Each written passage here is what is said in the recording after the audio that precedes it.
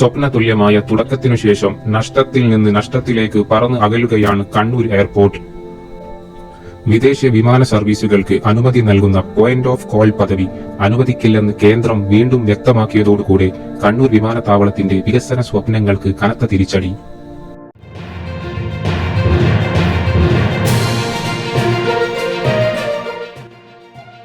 Metro city അല്ല മട്ടന്നൂർ എന്നുള്ളതാണ്. Metro സിറ്റികളിലല്ലാത്ത എത്രയോ വിമാനത്താവളങ്ങൾ ഇന്ത്യയിൽ എല്ലായിടത്തുമുണ്ട്.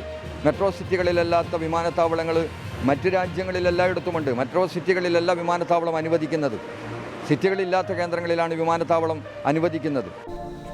2018 ഡിസംബർ 9 അബുദാബിയിലേക്ക് ആദ്യ വിമാനം കിയാലിൽ നിന്ന് പറന്നു ഉയരുമ്പോൾ മലബാറിന്റെ മറ്റൊരു യാത്രാ സ്വപ്നമാണ് സാക്ഷാത്കരിച്ചത്. ആദ്യ വിമാനം പറന്ന് 10 മാസം കൊണ്ട് പ്രതിദിന സർവീസ് 50ലേക്ക് ഉയർന്നു. ആഴ്ചയിൽ 65 രാജ്യാന്തര സർവീസ് എന്ന നേട്ടം കിയാൽ സ്വന്തമാക്കിയിരുന്നു.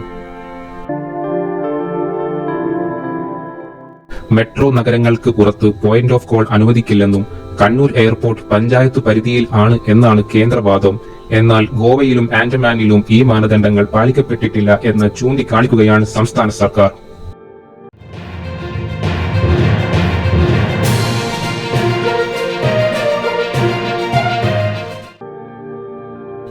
നിലവിൽ air India express, IndiGo airlines മാത്രമാണ് കണ്ണൂരിൽ നിന്ന് സർവീസ് നടത്തുന്നത്.